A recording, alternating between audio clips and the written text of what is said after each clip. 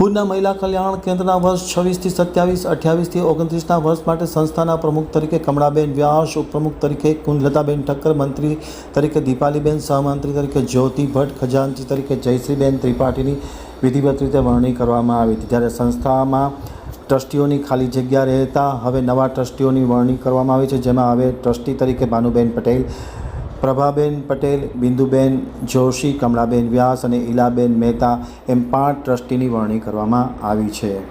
મહિલાઓના કલ્યાણમાં સૌથી અગ્રેસર એવી ભુજની પ્રતિષ્ઠિત કહી શકાય તેવી કચ્છની નમૂનેદાર સંસ્થા મહિલા કલ્યાણ કેન્દ્રના વર્ષ 26થી 27 અને 28થી 29 વર્ષ માટે સંસ્થાના પ્રમુખ તરીકે કમળાબેન વ્યાસ, ઉપપ્રમુખ તરીકે કુંજલતાબેન ઠક્કર, મંત્રી તરીકે દીપાલીબેન, સહમંત્રી તરીકે જ્યોતિ ભટ્ટ અને ખજાનચી તરીકે જયશ્રીબેન ત્રિપાઠીની વરણી કરવામાં આવતા તાળીઓના ગડગડાટથી તમામ લોકોએ આ નવી વરણીને વધાવી લીધી હતી। અત્રે ઉલ્લેખનીય છે કે કમળાબેન અને ઈલાબેન છેલ્લા 4 ટર્મથી સતત તેઓ આ સંસ્થામાં કાર્યરત છે અને ફરી એક વખત વિશ્વાસ તેમના ઉપર પ્રસ્થાપિત કરી અને તેમને શુકાન સોંપ્યો। જ્યારે કારોબારી સભ્ય તરીકે ઈલાબેન મહેતા, શ્રીમતી મંદાબેન પટણી, પૂજાબેન ખેલાણી, હેમલતાબેન ગોર, રતનબેન મહેશ્વરી, ગોદાવરીબેન ગાંધી, પંકજબેન વચરાજાની, રેણુકાબેન આચાર્ય, દીનાબેન હસ્મિતાબેન ગોર, અબ્દુલભાઈ ગફુર શેખ, કોપ સભ્ય તરીકે હિરજીભાઈ લાછાણીની વરણી કરવામાં આવી છે। ઉપરાંત સભ્ય તરીકે જ્યોતિબેન, મીનાબેન બોરીચા, રતનબેન પટેલ, હેલી વચરાજાનીની પણ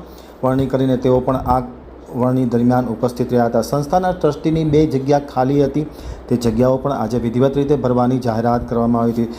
પ્રતિષ્ઠિત ટ્રસ્ટી પ્રભાબેન પટેલે કમળાબેન વ્યાસ અને ઈલાબેન મહેતાને ટ્રસ્ટી તરીકે નિમણૂક માટે પસંદ કરેલા હતા। ભાનુબેન પટેલ, પ્રભાબેન પટેલ, બિંદુબેન જોશી, કમળાબેન વ્યાસ, ઈલાબેન મહેતા આ 5 ટ્રસ્ટીઓ મહિલા કલ્યાણ કેન્દ્રમાં સેવા આપશે તે પ્રકારની જાહેરાત કરવામાં આવી હતી। અત્રે ઉલ્લેખનીય છે કે આમતક ટીવીની સાથેની વાતચીતમાં મહિલા કલ્યાણ કેન્દ્ર ખાસ કરીને મહિલાઓના ઉત્કર્ષ માટે અને તેમના વિકાસ માટે લાંબા સમયથી નમૂનેદાર કામગીરી કરી રહી છે અને ખાસ કરીને અલગ અલગ પ્રકારના કાર્યક્રમો પણ કરવામાં આવે છે અને આ જે કારોબારી મળી હતી, કારોબારી દરમિયાન ઉપરોક્ત વરણીને વિધિવત રીતે બહાલી આપવામાં આવી હતી। નવી ભરાયેલી જે વરણીઓ છે તેમને આમતક ટીવી ન્યૂઝ દ્વારા પણ ખૂબ ખૂબ અભિનંદન પાઠવવામાં આવ્યા હતા।